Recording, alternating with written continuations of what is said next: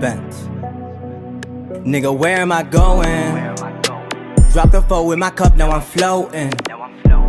I can't feel a thing, to be real, I just go through the motions. Where am I going? Nigga, I'm in deep like the ocean. I've been in my bag, everybody around me, I'm ghosting. Where am I going? Drop the four with my cup, now I'm floating. I can't feel a thing, to be real, I just go through the motions. Where am I going? We are going to another episode of HardFoul Radio. This is the show that values time and puts God first, so let's get started. Oh, little microphone check right there. So, I've said this a bunch before, and I want to reiterate it because I don't think it should come off as controversial. There's a lot of talk right now, and that is, are the Bears failing Caleb Williams? And a lot of this talk is predicated on what people believed Caleb Williams to be coming out of college as this generational prospect. And all we heard all offseason was how good the Bears are, because they're not really the team with the first overall pick. They won 7 games last year. Their defense is getting better. And they did all that with horrible quarterback play.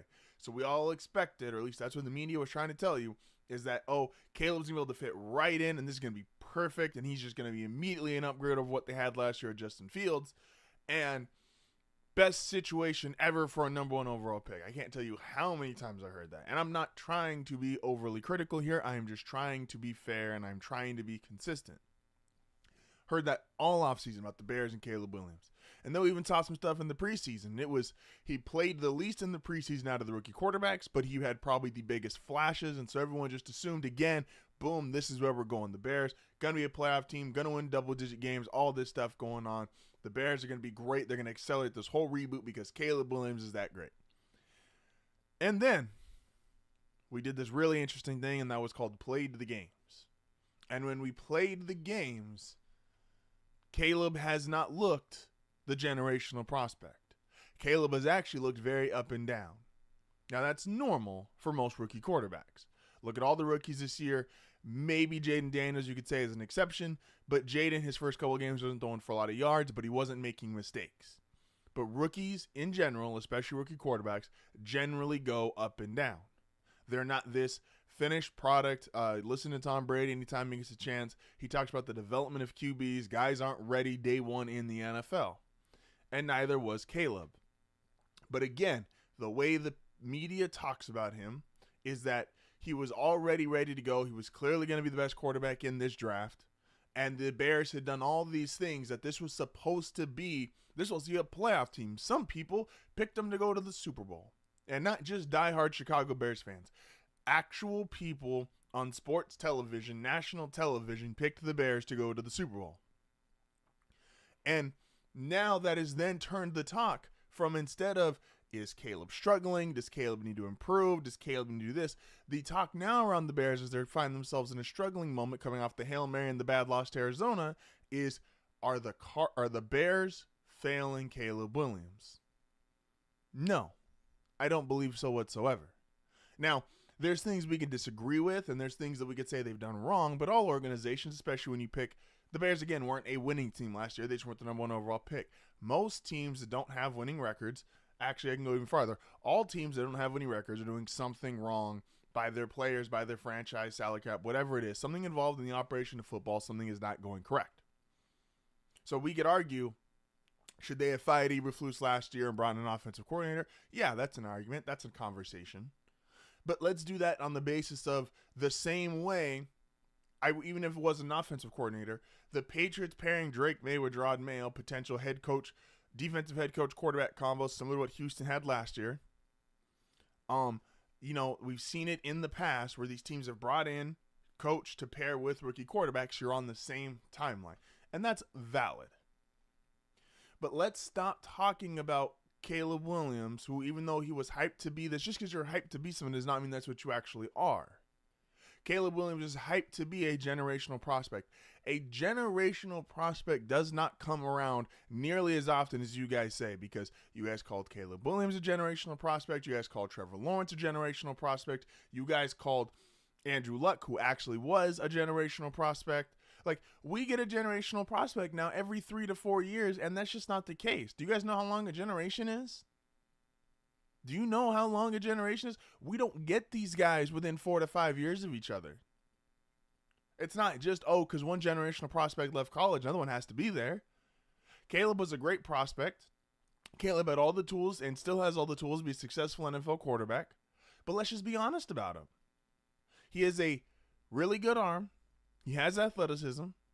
And the decision-making and some of the ability to go off script is only going to improve as his time in the NFL, his time with professional coaching, all this stuff has to get better for Caleb Williams to also be better. Again, there's a reason why. Why are, just objectively speaking, the other two rookie quarterbacks that have started the season, Jaden Daniels, Bo Nix, they look like they are getting better. Why? Because look what Washington has put around Jaden Daniels.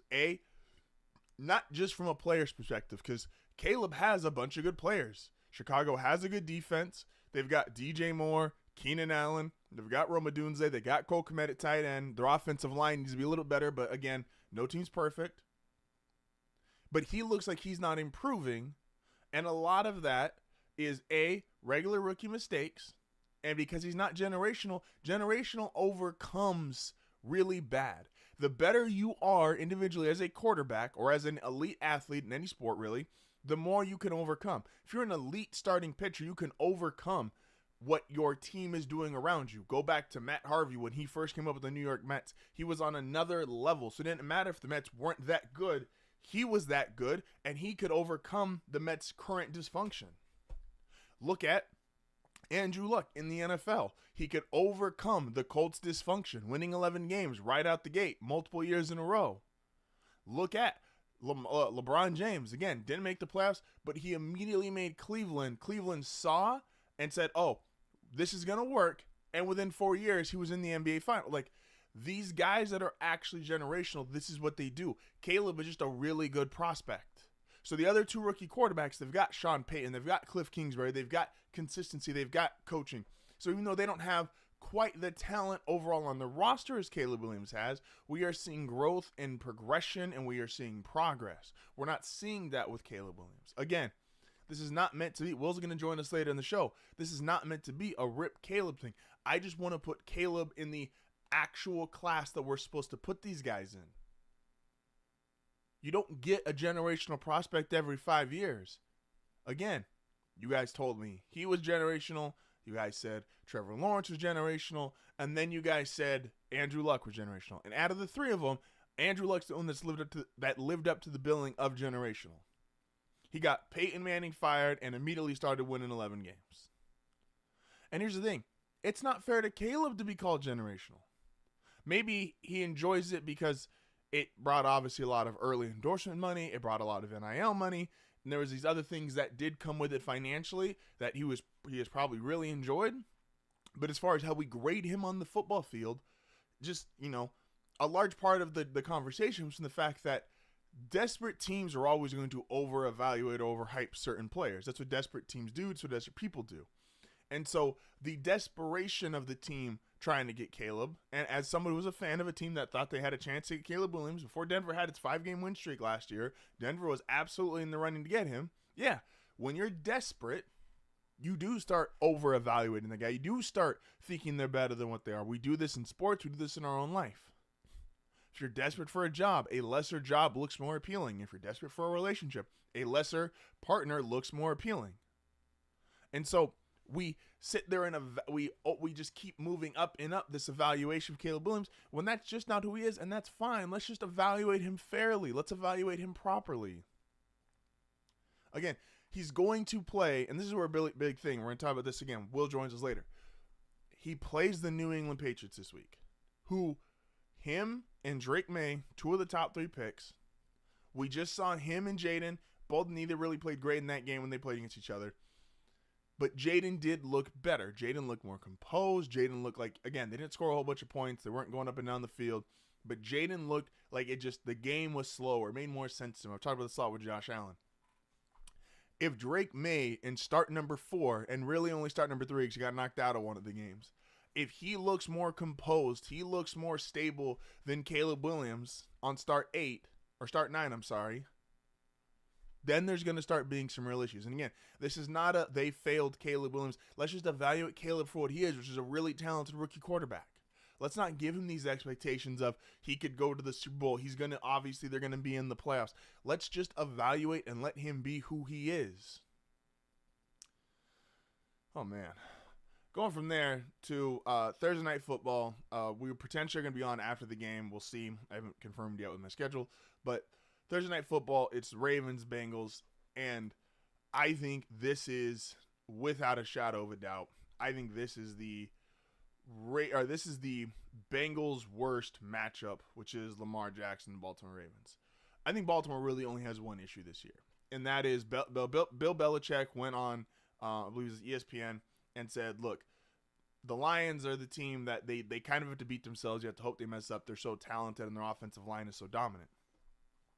Baltimore doesn't have Detroit's offensive line, but their offensive personnel is insane. Derrick Henry is leading the league in rushing yards, rushing touchdowns. Lamar is second in passing yards and second in touchdowns, I believe, right now.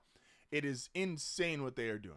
Lamar is on his way to most likely his third MVP, and Derrick Henry is on his way to, I believe, his second Offensive Player of the Year season, and it would be his second 2,000-yard rushing season.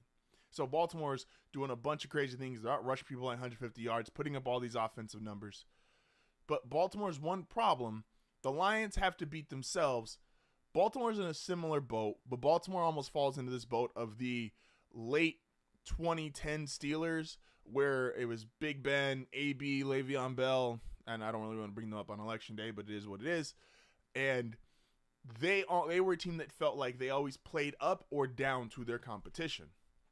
And that means, if they're playing a team like at that point in time, a Colts team with Manning or Luck, it was just like at that point, the Broncos with Manning, the Colts with Luck, the Patriots on Brady, they would get up for those games, and they looked like they were as good as anybody in the league. They could play with the elite teams. Then when they played the more bottom feeders of the league, the Browns, the Bengals at that point in time, the Lions during that run, they looked like they could lose to anybody in the league. And that's what Baltimore does. If Baltimore's playing a team who was established, we know is good, one of the better teams in the league, they could play with anybody. And then you'll see them play the Raiders, and it's a dogfight, and they lose that game. That is, right now, that's their biggest problem. This is one of the most dominant teams in the league. Arguably, you could argue it's the most dominant. Them and Detroit, take your pick. But the Bengals are their worst matchup because it's a division rival, and the Bengals have been to a Super Bowl, which is something that Baltimore wants to get back to, Lamar especially. They respect the Bengals, despite their record or their performance, they respect the Bengals as a really good team. So they get up to play for them. They make sure they're on their A game. They're extra prepared. They don't overlook them. So the Bengals are literally, and Lamar's 5-1 against Joe Burrow, which this is just proof positive. This is the Bengals' worst matchup. And I know there's a bunch of people out there right now that are on the Bengals. However you feel about the Bengals, just be consistent about it. Because there's a bunch of people who are either going to say, oh, I knew the Bengals were turning around. And then a bunch of people are going to say, if it doesn't work out, yeah, the Bengals were trash all year long. But grab an opinion, stick to it. Just, stand on it.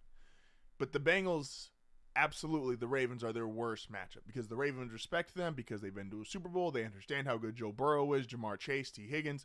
We see the game early this year, went to overtime, 30-plus points on both teams. They respect them as a quality opponent, and because of that, even if it's on a short week, Baltimore got to pull a lot of its starters out early last week when they beat up on Denver. I think this is going to be a really bad matchup and a really tough game for Cincinnati to win, especially being in Baltimore. So Baltimore didn't have to travel this week because they obviously, again, they play Denver at home. And so I think this is Cincinnati's worst matchup. And while I think there's a chance for the Bengals, I'm on the side of I don't think they're good enough this year. And they've made a bunch of really odd decisions that I think have hurt the inside of that locker room, like not signing more guys, but also releasing guys and still not paying Chase and or Higgins. So you did all these moves to be, quote-unquote, better financially for the future, and you've only signed one guy, which is your quarterback. So I think that has hurt the inside of the locker room, and I don't think the Bengals have enough talent, especially on defense this year, to be good. But if there was ever a game that was going to expose potentially, like, the Ravens are going to look great after this game, in my opinion. And they will have come off beating Denver, one of the best defenses in the league, and then beating the Bengals, who, again, We give Joe Burrow across the board the respect of being one of the best QBs in the game, and so does Baltimore. So I think this is a game where you're going to see the defense is going to round into shape. The offense is still going to do what the offense has done, and I predict the Ravens to win this game pretty much going away. Man, there's a lot to talk about. It's a wonderful Wednesday. Will is joining us after the break. Good teams all do something great. We'll talk about that more when we come back. This is HardFoul Radio. We'll be back momentarily.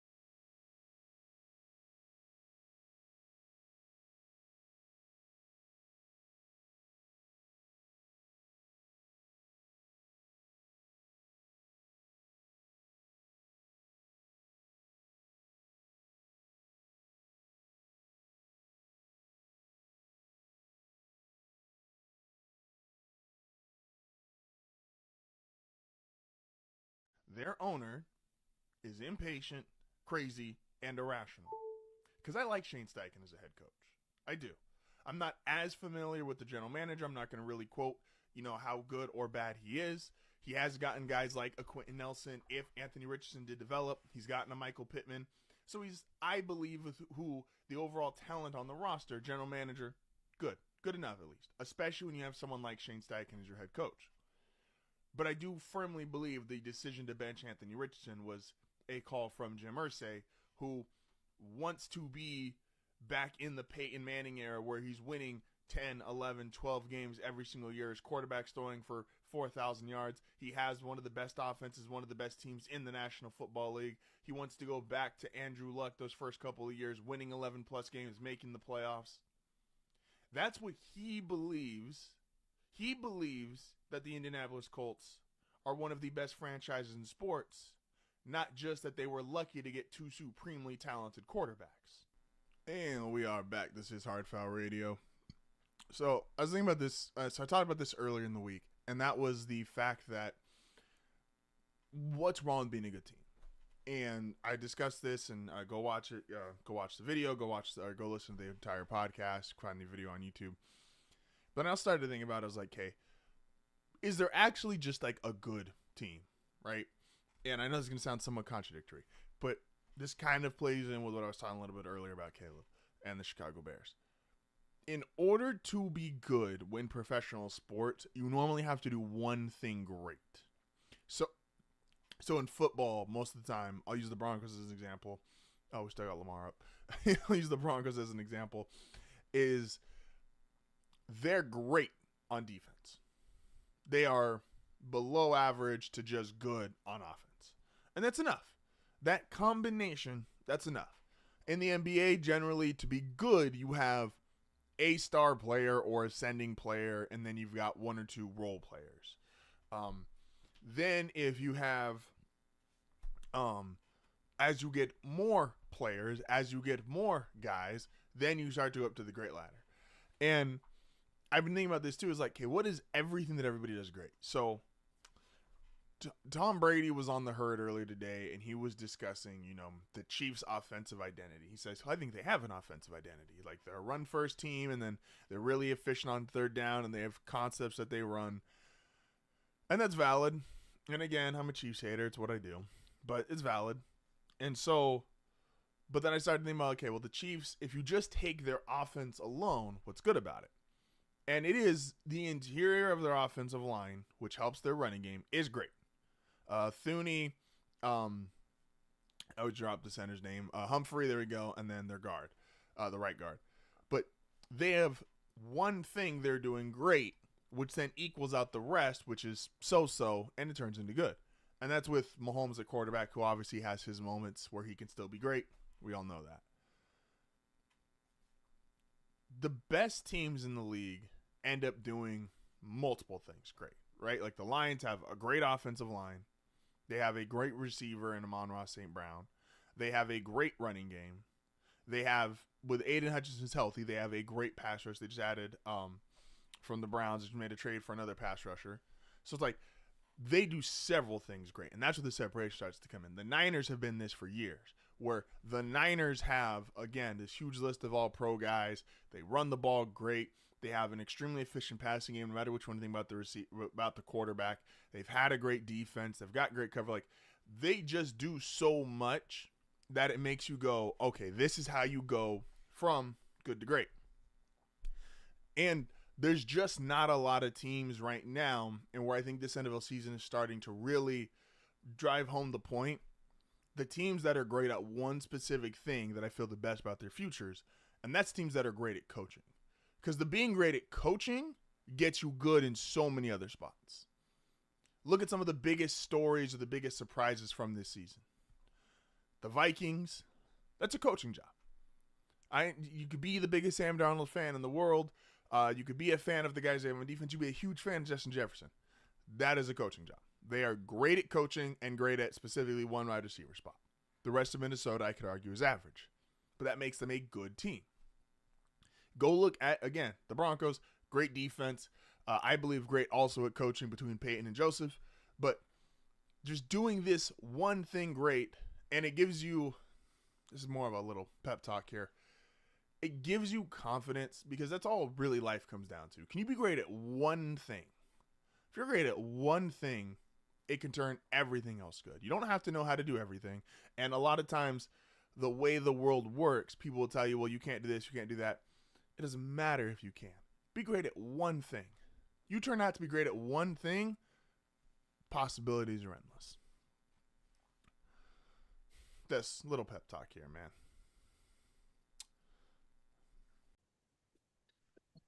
And with that, we bring in the Father of the Year. Will is in the building. How we doing, man? Good, man. I'm good. How you doing? Good, we good. So I'll ask you, you in the midst of it, you in Chicago, they got Fire Matt Eberflus signs out on the streets or what? For sure. So I'm seeing more of those than like who niggas voted for. oh man. I'll ask. Do you think this is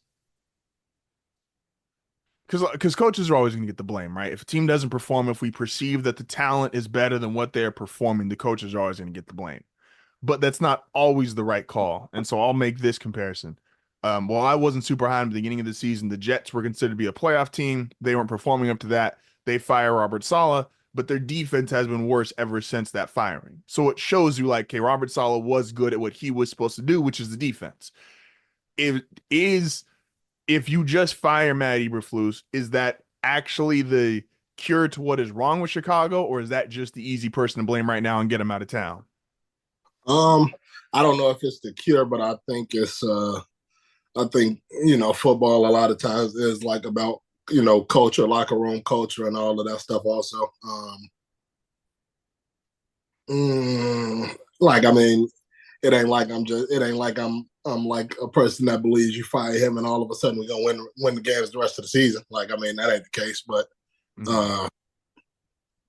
I think just when it starts to feel like maybe you losing the locker room and kind of losing the trust of the team, regardless of whether you the main problem or not, that's an issue. Like as a coach, if your players don't believe in you. No, 1,000%. And I think it was telling, like, so the Saints locker room totally imploded. Like the shit that was coming out of there from Sunday, and you could tell like the struggle and the issues of losing 7 straight, and they let it all rip. I mean, like dudes tweeting after the game, Cameron Jordan not walking in the locker room, it totally imploded. And you don't want to do that with the Saints are older, a lot of their talent is older, whereas the Bears, a lot of their talent is younger, and you don't want to do that, especially with Caleb this far into the progress. Is in your mind, so a lot of people putting out, and I'll see if you agree with it.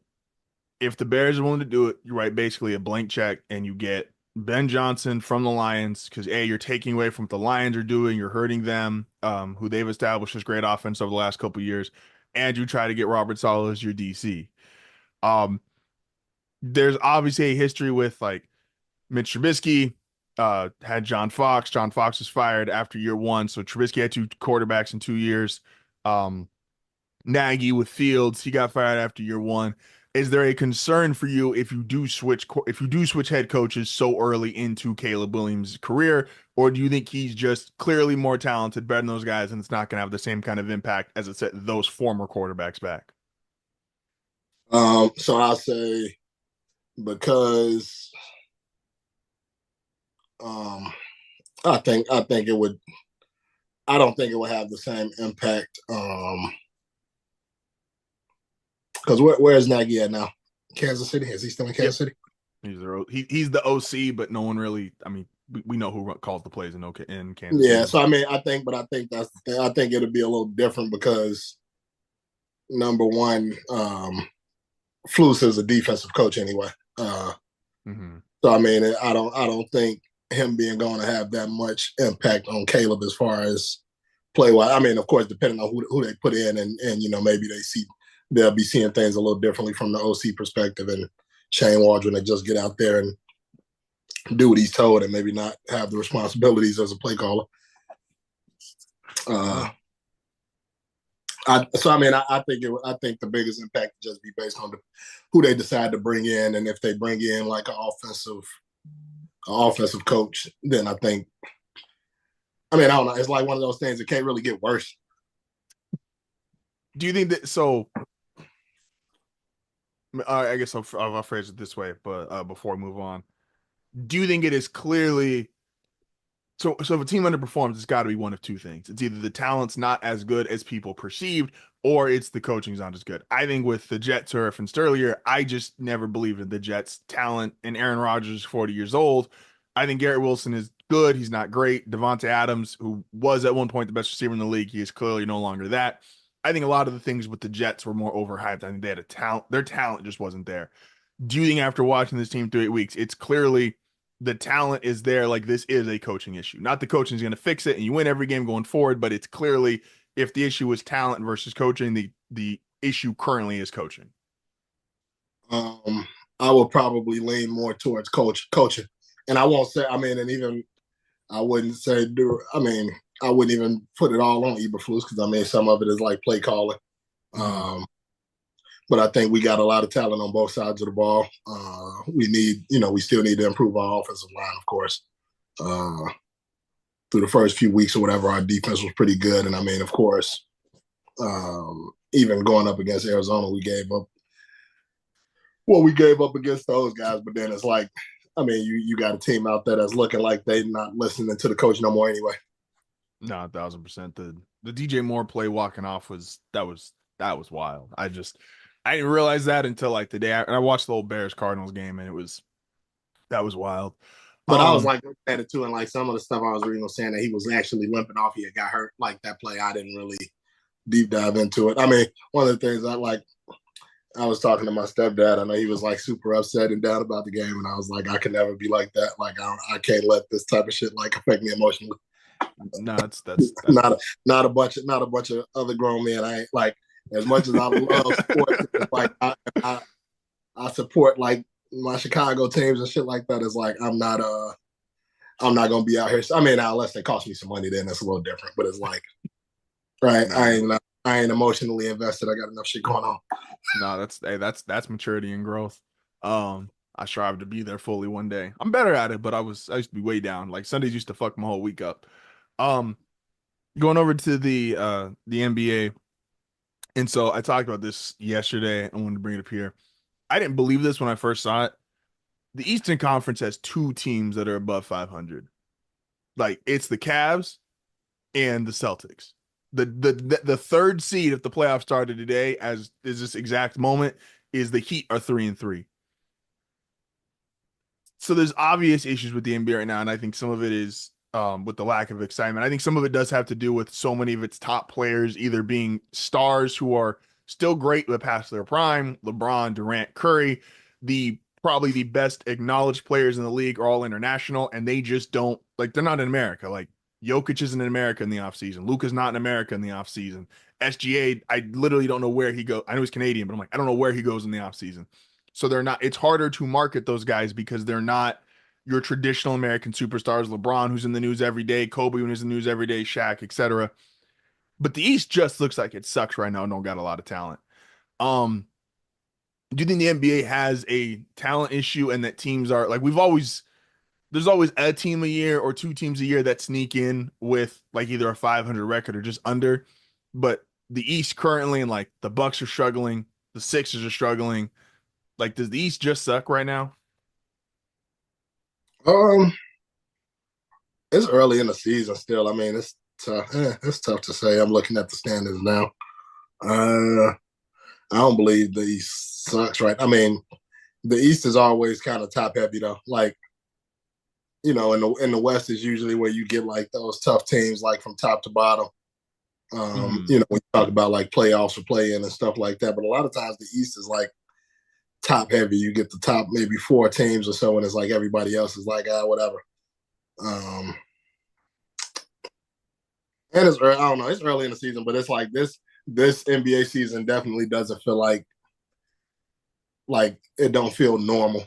Like it feels like something is off about the season. Even from my perspective, it's like I wasn't super excited about the season, like coming into it. No. There's no one to be like, there's no, again, and I said this in the text, it's like, there's no, like, the Warriors dynasty, people can say what they want about if it was fun or not. But like, it was still exciting to watch Steph, Clay, KD, and even Draymond when he was in his prime. Like, it was exciting to watch. Like, LeBron is maybe the most notable athlete in the history of professional sports. Um, there was just more interesting, exciting players. Like, even if you go back to the generation before, like having Melo in Denver or in New York, Nash and Stoudemire in Phoenix, like I feel like there's not a lot of teams. Like, I'm even looking here, like at the East, I'm like, all right, the Bucks and Sixers, the bottom of the Eastern Conference, that will probably change. Obviously, they're dealing with injuries right now. Giannis, George, Paul George just came back, but Embiid, who's supposed to come back in a couple games, like the Raptors, like, can you name like 3 people on the Raptors? Or like the Hornets once you get past LaMelo Ball, like. But that's what I'm saying. It's like, yeah, it's like it's super like the East is always like top heavy. But even with the players though, it's like it's and maybe it's different, like because they aren't like people you don't really they like fans ain't like as invested into like the players as like they used to be. Like most of these niggas don't have like a story like for you to get behind as a fan. Like whether it was LeBron coming from Akron, Ohio, raised by a single mother, D Wade coming from the outskirts of Chicago, like it's like no, 1,000%. Like it's not like these like it's no story behind these players. They just play basketball. Like they don't have like no personality outside of like playing basketball. There's nothing relatable about them. They come in with money. Like they, it ain't, you didn't really struggle because like, you get like, you didn't struggle on your way here and shit like that. It's like, yeah, you can watch the games and say they're a good player, but it's like the player support ain't going to be nowhere near as like what it was in the past and all of that stuff because it just don't feel like that's personable. But then it's also different because like we older now, so maybe these kids these days they might feel like these is personable play. Like, they're like, oh, that's what I'm into, like that. So it's like we looking at these players coming in now and like to us they kids. Yeah. So it's like so it's like they not super relatable. So it's like it's hard for us to like be as invested in them as maybe like the kids that are coming up now watching basketball because it was a different type of basketball when we started watching, or it was a different time. It was like shit was just different. No, that's valid. I catch myself sometimes like I think some of this shit that this is my old man moment of the week. It's like the Thunder, like you've seen like the shit they do post game where everybody gets together and they do like this big like group post game interview. And I looked at it and I was like, okay, this looks kind of corny. I'm not even trying to rip the Thunder or talk shit about them, but I was like, it looked weird to me.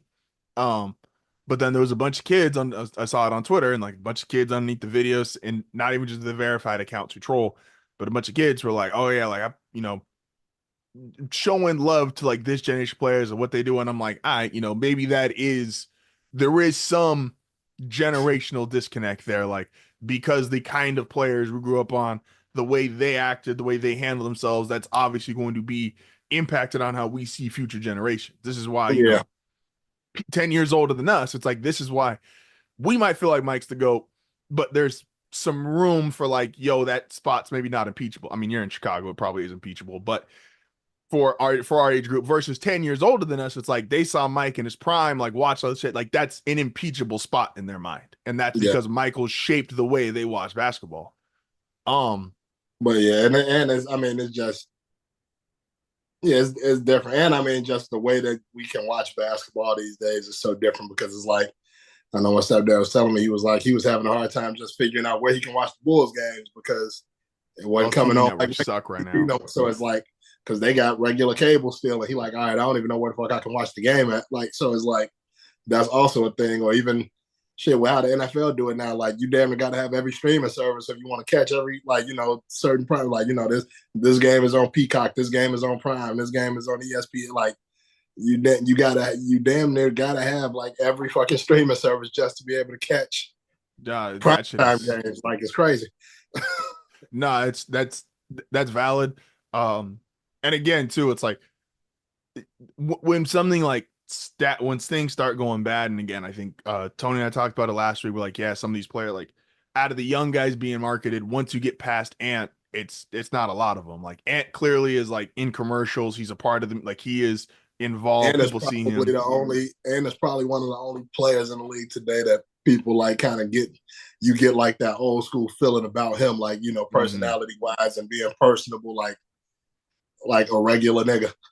Like everybody else is like, they don't do shit. They don't go outside. When they ain't playing basketball, they playing Call of Duty or some shit. Like, you know, it ain't many of them. Yeah, so it's like, and it's one of those players, because I'm sure you probably see shit we consider like the older niggas like these days, but even like older than us, you see them, like you will hear them gravitating towards Ant like as somebody who they like.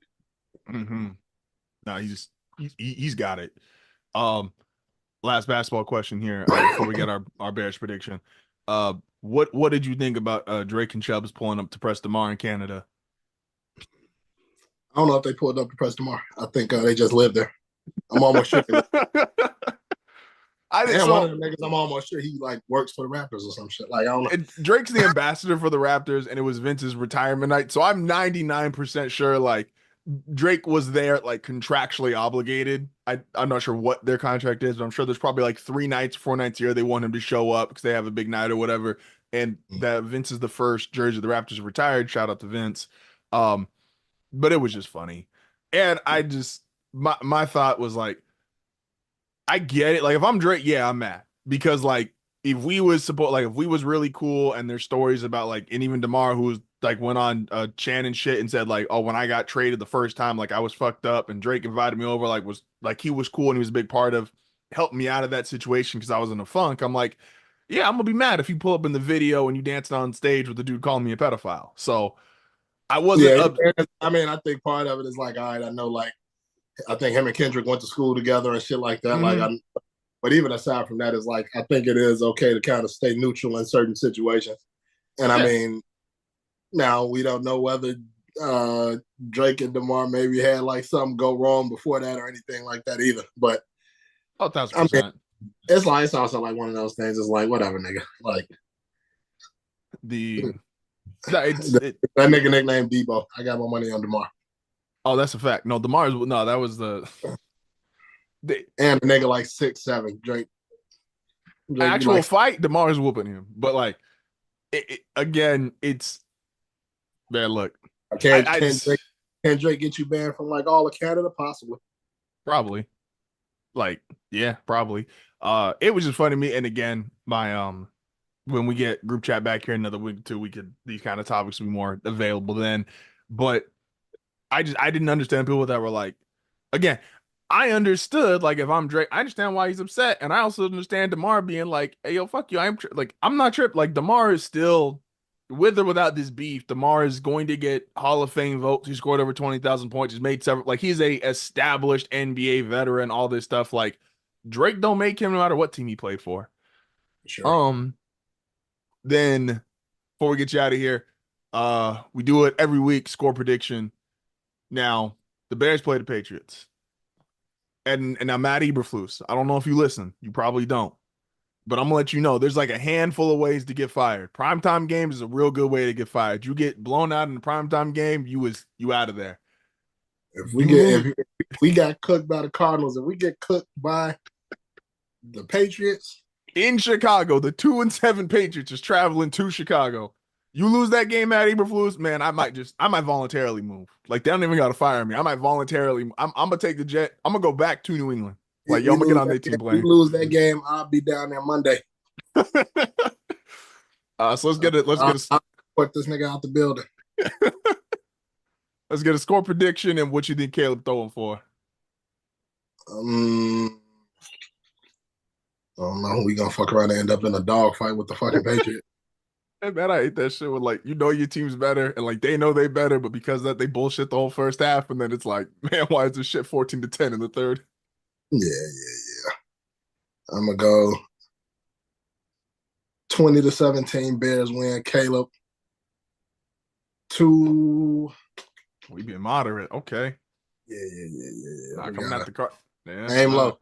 Aim low. Hey man, nah. I got Caleb 225. And I'll give him a touchdown, 225 and a touchdown. And it's like the one positive, like, I mean, at least since like his first couple of weeks, like he ain't been throwing a bunch of touchdowns, but he has not been throwing interceptions either. There you go. Yeah. Hey man. So it's like he do a pretty good job of protecting the football, even if like he's not getting touchdown plays all the time. It's like you're not turning the ball over. No, it's valid, and that's important. Hey man, no, appreciate it as always. You stopping by. Like I said a few minutes ago, we is getting a group chat back here soon, much sooner rather than later. So we're gonna see you guys full time on that. Appreciate you for stopping by, bro. Appreciate it.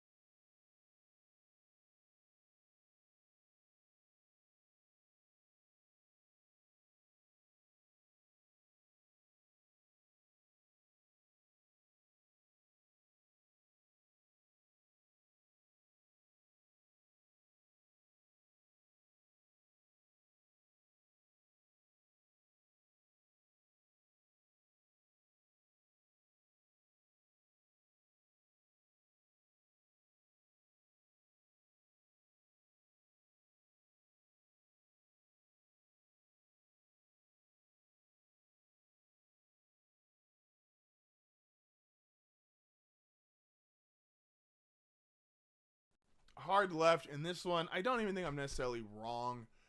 Just in terms of what happened on Sunday, but I think Sunday was the first time I thought this is actually a big issue, which the hard left is, I think I'm done defending John Harbaugh. John Harbaugh, Tony has been telling me for the last several weeks, has never been a great coach. He's just been a good coach, but a message that's dying out because he's been there for so long. And I've given some pushback on that. I do think John, in my opinion, mainly because of his success, has always been he's a really good head coach. And then obviously all these guys need players, right? Like John Harbaugh inherited Ray Lewis. He inherited Ed Reed. He got a young Joe Flacco who turned into a great quarterback. But I was watching the game on Sunday and I'm like, look, man, I'm all for being creative, especially in the goal line. Andy Reid has made that really popular. All these reverse gadget plays that specifically he's been able to pull off. But the reality is, why are we doing a direct snap to Derrick Henry on fourth down? The most dangerous, most effective play of the entire NFL season has been Lamar Jackson, Derrick Henry RPO.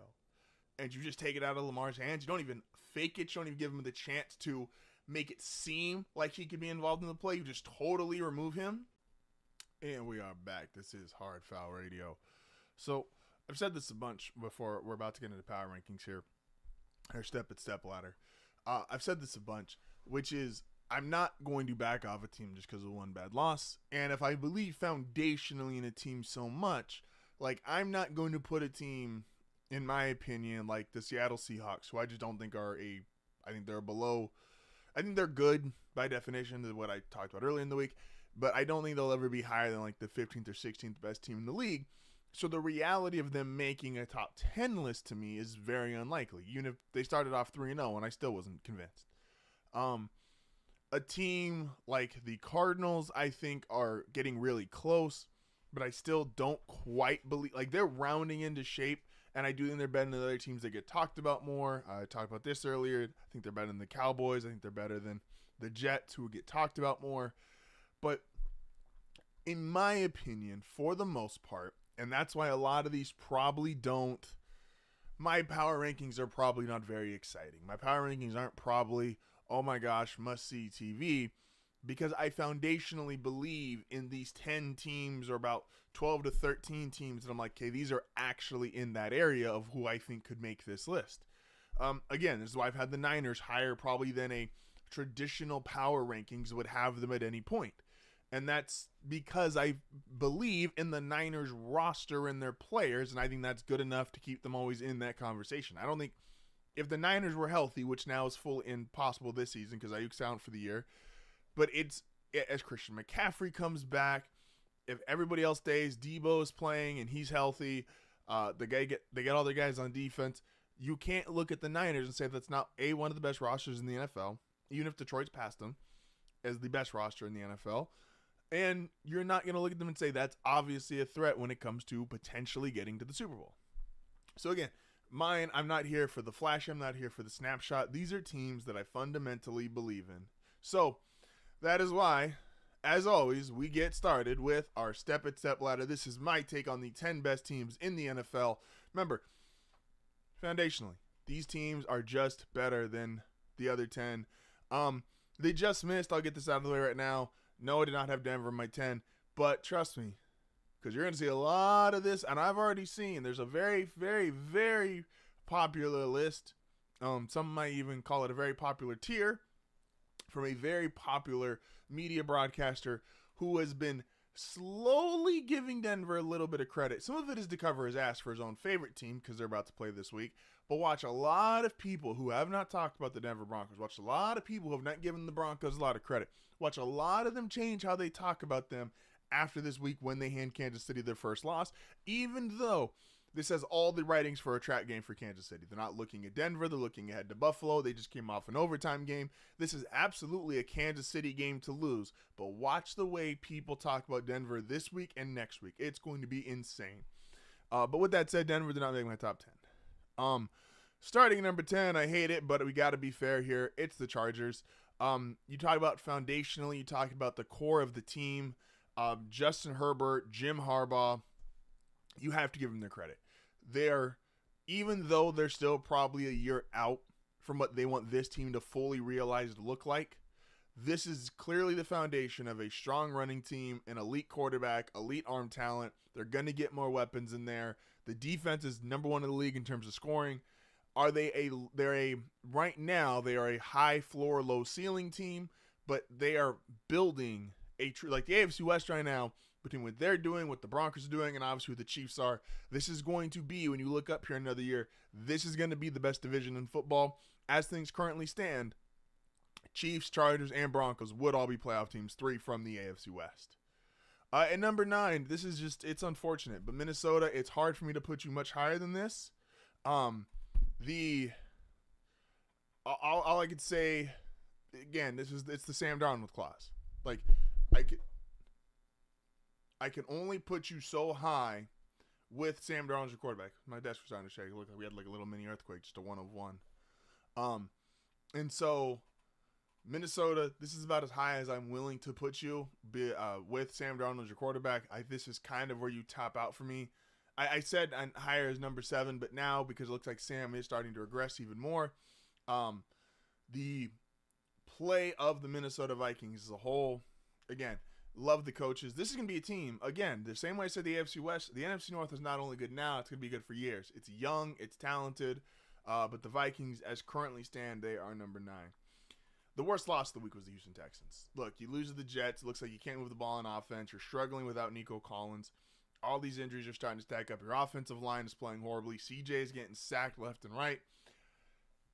The Houston Texans need to fix their offensive line, and they need to get another receiver.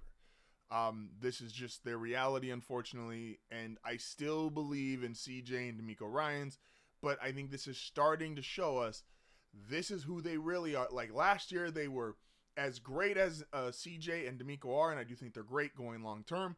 This shows last year there was still playing above their level. This is more realistically where they should be slotted in, and that's coming from someone who's had them as high as the 4th best team in the National Football League. 49ers, man, again, once they're fully healthy, I understand they don't have the record right now to justify it. They really shouldn't be in anyone's top 10, but Purdy is playing better. Debo gets healthy. Kittle's playing well.